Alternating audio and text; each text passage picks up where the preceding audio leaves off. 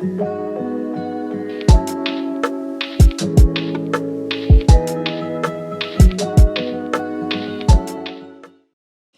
guys, and welcome back to Life Upside Down. Firstly, I want to genuinely thank you all for being here and for listening to the teaser and all the amazing messages and response that I got. It was incredible, and I'm so overwhelmed with all the sweet messages and all your support. So, thank you so much for it. So, in today's episode, I'm going to take up a topic which is I feel one of the most important things in our life, and I feel that topic is something that generally people really underrate and don't really think much about it. Like, we all talk about mental health, we all talk about a lot of different things, but this little topic a lot of times goes under the carpet. So, in today's episode, we're going to talk about self discovery, and I'm going to tell you my perspective on it. And in today's episode, I'm going to give you my insight of what self discovery means to me. So, let's start off with the basic question here, which is what is self discovery? What do I really mean when I'm saying self discovery? And in general terms, if I try and define what self discovery really means, it is more than just knowing yourself. It is more than what we represent ourselves as to other people. I think it is not just the top layer of us, but discovering and peeling off all the layers and knowing what you are truly deep down inside. Self discovery is knowing and exploring your own true potential. And now, you must be wondering, what do I really mean by true potential? Like, these are big words like potential and deep down layers, like an onion and stuff like that. But it's quite simple actually. So, let me give you a basic example. And so, when I talk about self discovery, what I mean by it is that, let's say there's a person A who's in some 20s or 30s and doing a decent job and earning decent money and living a decent sort of a life, which we all talk about and we all think of living when we are in our late 20s or something. So that person is doing everything which he or she is supposed to do. He has a job and has a good family, doing everything that he or she can, and living the life to the fullest and everything. But then there's probably something that he or she is missing. And I feel like not just that person, but we all feel that void sometimes.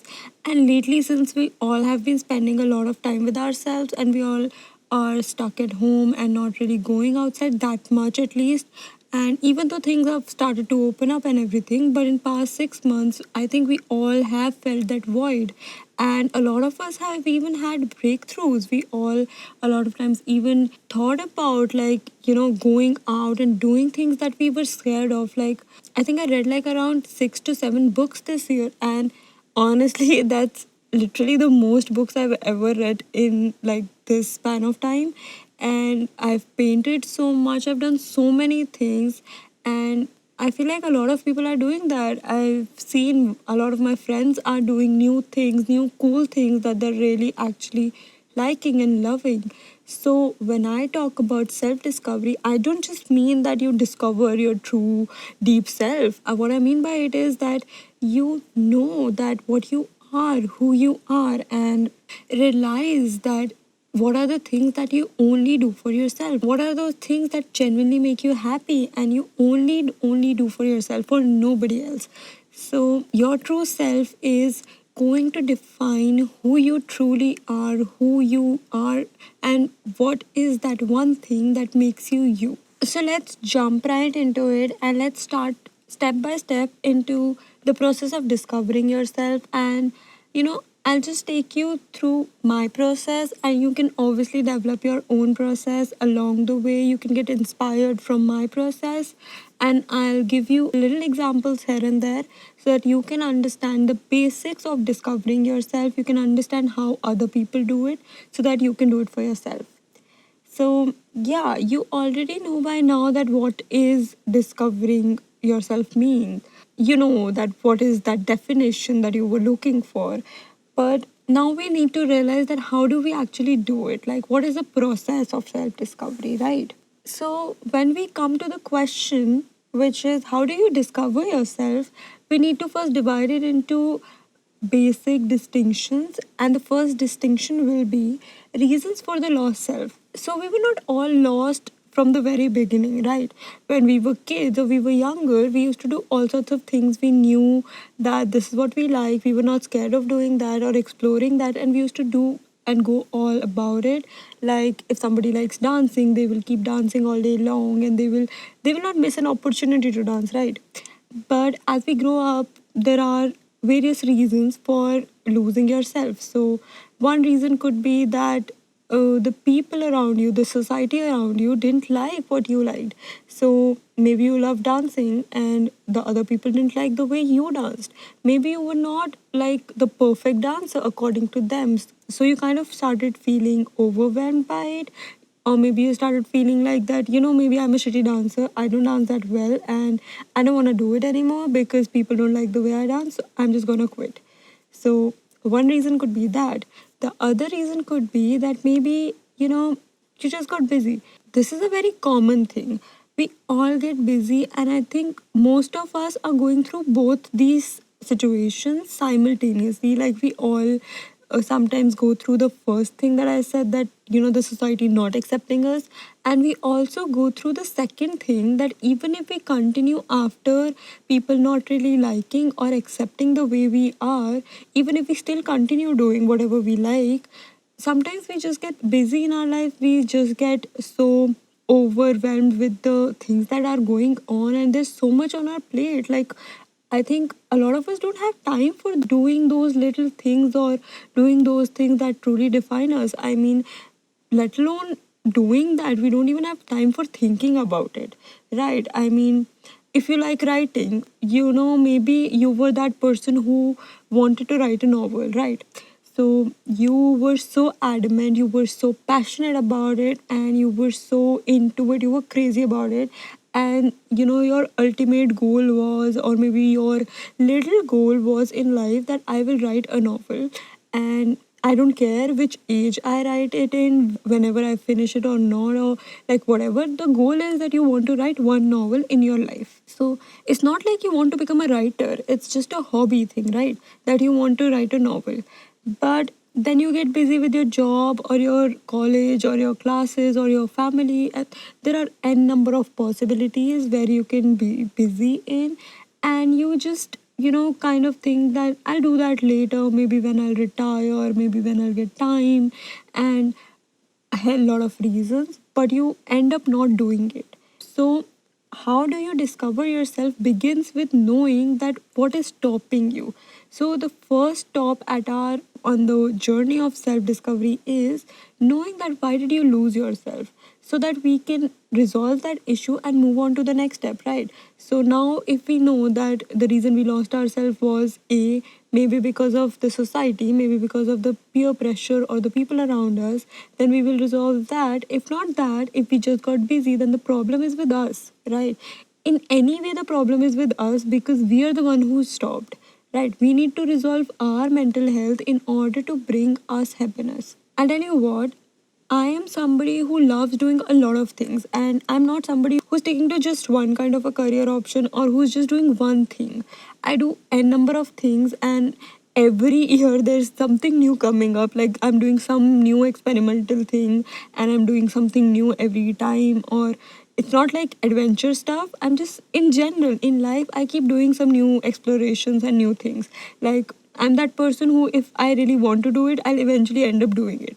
That's for later, that whether I like it or not, or what the outcome is, because that's not in my hands. So that's a later stage. That's not what is my concern at that moment. But my point is that I mostly try and do everything that I really want to. But that doesn't really come easy. I get a lot of judgment for that. People a lot of times say crap to me. People say a lot of things that sometimes they're just being concerned, or sometimes they're just being considerate of the fact that, they're just giving me advice, or they're just telling me that, that's not really an easy path that you're taking, and they're telling me a number of things. But But by the end of it, they kind of end up demotivating me. And sometimes those people are my friends, sometimes those people are my acquaintances, sometimes these are the people who are around me, right? They don't mean any harm to me. They mean and they want the best for me in their own way. But it's not up to them what I'm going to do in my life, right? It is my life and I want to do whatever I feel like doing, right? I might not be an expert in the beginning, I might not be a perfectionist at it, because to be honest, there is no such thing as perfection. You can never be perfect and you just got to accept it. So you don't have to be perfect for it, or you don't have to be the expertise in it. Like, I'm the best at it and I'm among the top 10 people who do it. No, that's not the point. This is something that you're doing for yourself. This is something that you like. So you don't have to be perfect at it. And there is no such thing as perfection. So when you think of being perfect, you're anyway just you're not even starting and you're already way behind. Just start whatever you like, just do it, go for it. Don't think much, don't do a lot of research and development. Like, people just keep doing R&D and they don't even start. I mean, people waste years into starting something, into making something. And I know that a percentage of that is important, right? You just can't jump into doing things. Definitely, I do agree with it. But you don't have to keep researching only. You have to move on from the research and do the actual thing. For example, if somebody wants to write a novel, like I said earlier, if that person just keeps reading hundreds of novels, if that person just keeps doing the research all their life, that this is how I'm going to write that novel, this is how you do it, I'm going to be an expert in the language that I'm going to write my novel in. Like, for example, the novel is in English. So that person is trying to be an expert in that language. That person is trying to be a perfectionist there. But in that whole process, the thing that he or she wants to do is not even happening, right? He is just wasting all his time into doing what is not even that important. Obviously, research is important. A lot of people can argue on that with me, and I'm not saying that research is not important. Research is very important, but research is not the only thing. You have to move to the next stage, you have to move and take the next step. So yeah, I mean, you have to understand that you don't have to be perfectionist. You have to not let your focus just be there, that I'm going to be stuck here all my life and I'm not going to do it. And so you have to move on from that. You have to understand that I have to do a number of things in my life and they can change, they can keep changing. So, like, for example, I discovered myself now, right now, doesn't mean that I'll always know who I am, because I will keep growing up, I will keep evolving, I will keep changing with time. So, I will keep have to coming back to this question, that who am I now and what am I doing with my life now. So, and this is not procrastination. If you're thinking that you just have to overthink about it and get into that deep zone where you are just thinking about everything and not doing anything, no, that's not what I mean. That is not at all the point here. The point is to dive into doing things, right? The point is to get things done.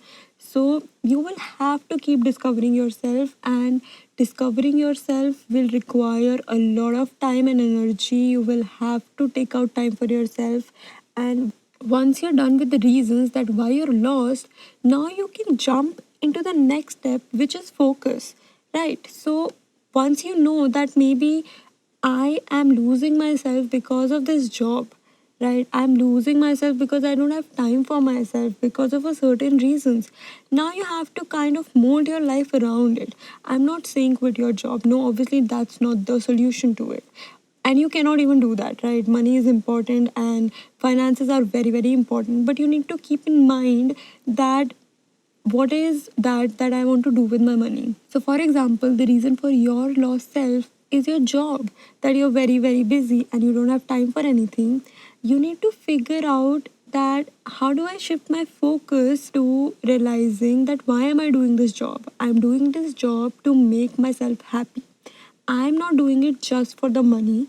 I'm doing it because I want to do bigger things in my life. So if somebody wants to open a restaurant, right? If somebody has that dream that one day when I'll have enough money, I'll open a restaurant. So that person is doing that job and saving up their money all their life because they want to open that restaurant, right? This is one basic example. So this example can fit in most of the situations. You have to keep remembering you're anyway investing most of your life into doing that particular job. And if you're not doing the other things that truly make you happy, then you're just wasting all your time. You're wasting all the money that you're earning. You're wasting all the time that you have taken out, like all the weekends, all the vacation days. Everything is wasted if you don't know what are the things that truly genuinely make you happy. You have to maintain a timetable, maybe maintain a chart. You have to realize that, for example, if somebody loves traveling, that person needs to travel. That person is even earning money so that some percentage of that money will always go into traveling. That person will have to accept the fact that yes, I am doing this job for the money, but this is one of the things that genuinely make me happy, and this is where I'm going to invest my money in. Now somebody who doesn't like traveling might say that traveling is such a waste of money. I mean, you're just wasting thousands and lakhs of your money into just going to different places. What is the point of it? But the person who loves traveling can argue back and say that I am not wasting even a single penny.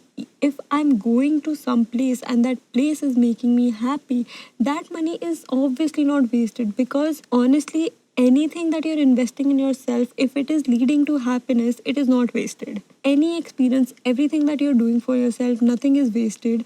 Everything that is truly making you happy, which is giving you that satisfaction of living life, is never a waste.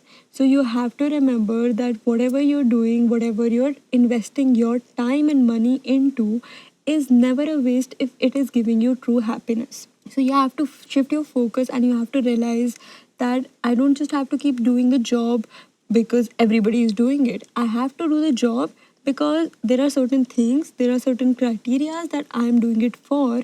And this doesn't mean that you don't love your job. And it's amazing if you love your job. So you can still love your job and you can still have other things that you love. So when you'll realize that this is what I love and this is what I want to do with my time and money, that's when you will start eventually leading a happy and successful life. And coming back to the two things that I gave you an example of, like I was telling you that what could be the reasons of your lost self. So one was your job, which we just clarified and we just talked all about it. The first reason was people around us. So, like I gave you my own example, that people always come and tell me and give me their own genuine advices, which come from their own personal experiences. So, nobody is giving me wrong advices. Everybody is just trying to tell me the things they know of. And those things are all genuine and good and amazing, and they're all being very considerate. But that still doesn't mean that I have to follow all of their advices blindly. I still have to process what I want to do, and I still will have to take charge of my own life and will have to make a decision for myself. So if people don't like the way you dance, if people don't like the way you sing, that doesn't mean that you have to stop. That doesn't mean that you can't do it and you have to be amazing at it first to do it. You can still do it because you love it. Because you have to shift your focus to the feeling that you get while doing it, right? You don't have to think about what people are thinking about me. Like, if I try thousands of things, people will always have an opinion on me and on everybody else. And honestly, let me just give you a quick insight. Nobody really has time to think about your life. Nobody is going to think about your life longer than like a certain period. Like, you might do something that might grab some attention from a lot of people, and that's it. That's just that little time when people will look at you and think about you. People don't have time for thinking about your life. They've all got their own stuff. They all have a lot going on in their lives. Nobody has time to think about your life. So move on with this thing that people are going to judge you. And if some people do judge you, it's their problem, it's their business. You don't have to worry about people thinking about you. You can shift your focus to the feeling that you get when you do the things that you love, the feeling of happiness, the feeling of freedom, the feeling of satisfaction. That's the thing that you want to think. That's the thing that you're going to keep your focus on. You don't have to think about what people think about you. You don't have to worry about all those and number of things, because that's not the point. The point is doing what truly makes you you, and that's what we're going to do here. So, coming to the final chapter or coming to the final conclusion is that how do we actually do it? Now, we know everything theoretically, right? We know that what is self discovery, we know how to discover ourselves. How do we actually practically do it? So, how do I actually take out time from my so busy schedule and start doing the things that I really like? And a lot of times, taking out time is the easy thing. The difficult part is the point where you begin. If I give you my example, I like to paint and I like to sketch. But if I don't do it for a really long time, if I don't do it for like months, the longer I don't do it, the more difficult it will be for me to start again.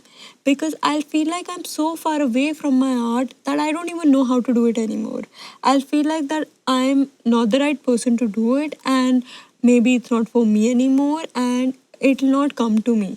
So those are the feelings that I'll get. And I do understand that if you haven't done the things that you adore and you actually love, starting all of them will be very, very difficult, because the first step is, my friend, the most difficult step of the entire journey.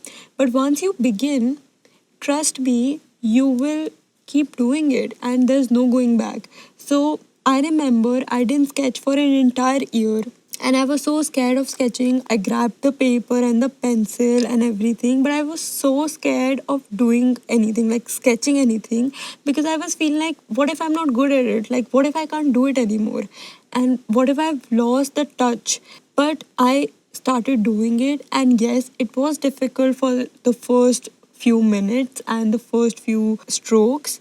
But then eventually, my mind started to remember that this is what I love and this is what I do, and it came easy on me. So, whatever it is that you actually like, it will come to you automatically.